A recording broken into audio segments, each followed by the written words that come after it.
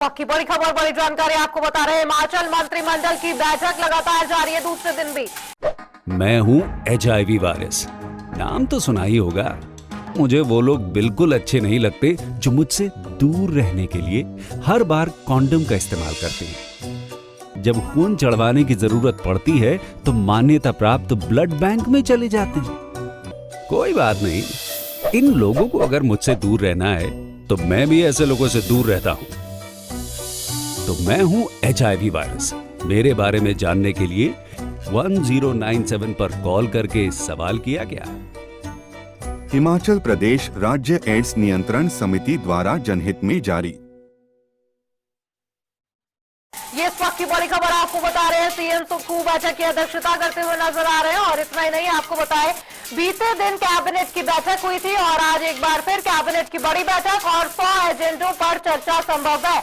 कल बैठक में बचे हुए एजेंडों पर आज मंथन किया जा रहा है। कर्मचारियों की कम्यूटेशन को लेकर आज चर्चा हो सकती है। और इतना ही नहीं, रिटायरमेंट आयु बढ़ाने को लेकर भी विचार विमर्श हो सकता है।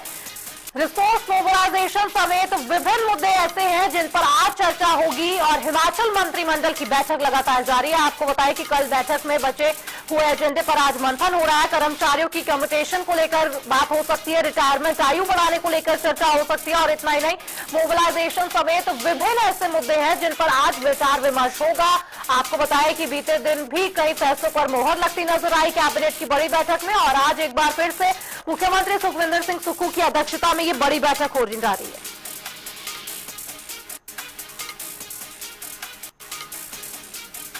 और हिमाचल मंत्रिमंडल की बैठक जारी है, लेकिन हमारे संवाददाता रॉबिन शर्मा हमारे साथ शिमला से जुड़ गए हैं।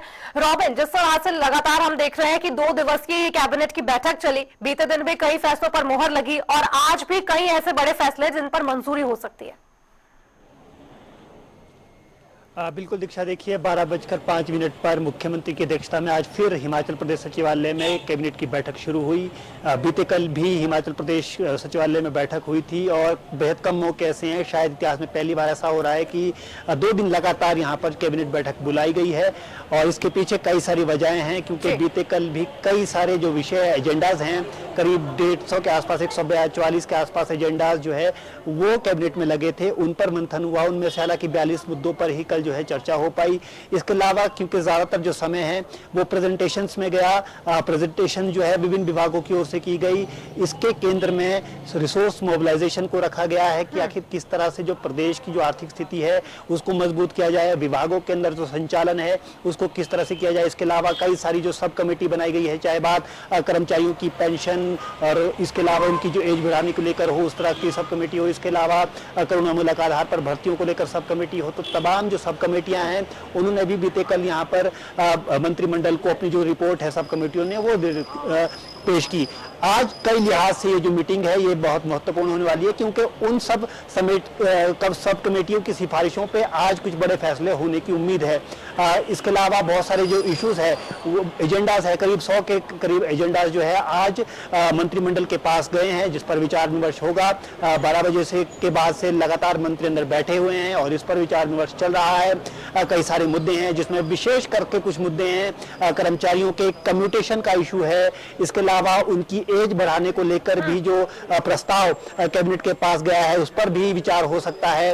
हालांकि इसको लेकर जो सब कमेटी बनाई गई थी उसने अपनी सिफारिशें कैबिनेट को दे दी हैं, लेकिन अब कैबिनेट इस पर जो है अंतिम निर्णय करेगी। इसके अलावा हिमाचल प्रदेश में लगातार शिमला को डीकंजेशन करने की कोशिश की जा रही है, यानी कि हिमाचल पर लगातार ये बात सामने आ रही है कि शिमला में जिस तरह से हर विभाग के यहाँ पर मुख्यालय हैं, दफ्तर हैं, उसने शिमला का जो बोझ है वो बहुत बढ़ा दिया है और इसे कम करने की जरूरत है। लगातार इसको लेकर पहले भी बात होती रही है और ऐसे में इसका जो असर है वो भी देखने को मिल रहा है, इस पर काम होता हुआ भी नजर आ रहा है। बीते कल भी कैबिनेट की ओर से जो वाइल्ड लाइफ विंग है फॉरेस्ट का, उसको यहाँ से शिफ्ट करने की बात की गई है। आज भी कई सारे जो दफ्तर दफ्तर है उनको शिफ्ट करने को लेकर अंदर चर्चा हो सकती है और उस पर कोई फैसला भी किया जा सकता है।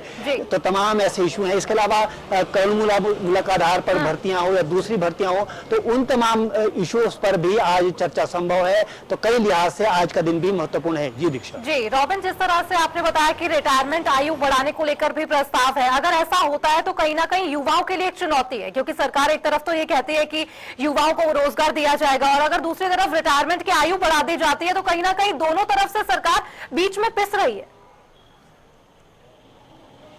जी, स्वाभाविक तौर पर देखिए, जब सब कमेटी बनाई गई थी इसको लेकर डिप्टी सीएम मुकेश अग्निहोत्री की अध्यक्षता में उनकी ओर से सिफारिशें दी गई थी, जिसमें 1 साल जो रिटायरमेंट एज है उसे बढ़ाने का प्रस्ताव भी रखा गया था, मांग की गई थी, क्योंकि इसका सबसे ज्यादा जो असर है वो वित्तीय स्थिति पर पड़ेगा। मुख्यमंत्री लगातार कई मंचों से ये कह चुके हैं कि प्रदेश की जो आर्थिक स्थिति है वो इतनी मजबूत नहीं है। कर्मचारियों की जो देनदारियां हैं वो लंबित है, 10,000 करोड़ के आसपास की देनदारियां हैं, एरियर डीए की किस्तें लंबित है। इसके अलावा जो लगातार कर्मचारी रिटायर हो रहे हैं उनकी कम्यूटेशन की राशि है वो देना भी मुश्किल हो रहा है सरकार के लिए। तो इन तमाम मुद्दों को किस तरह से सुलझाया जाएगा, इनको किस तरह से हैंडल किया जाए, इसको लेकर कुछ प्रस्ताव जो है सब कमेटी की ओर से दिए गए थे। और ऐसे में एक सुझाव यह था कि जो रिटायरमेंट एज है उसको 1 साल बढ़ा दिया जाए, ताकि जो ये पूरा वित्तीय बोझ है इसे कुछ समय के लिए डेफर किया जा सके, बढ़ाया आगे ले जाया जा सके। लेकिन अब देखना होगा कि इस पर किस तरह का फैसला जो है कैबिनेट करती है, क्योंकि आखिरी निर्णय इस पूरे मामले पर कैबिनेट होगा। जो सब कमेटी की ओर से इस मामले में जो और सिफारिशें भी है वो भी कैबिनेट के पास दी गई है।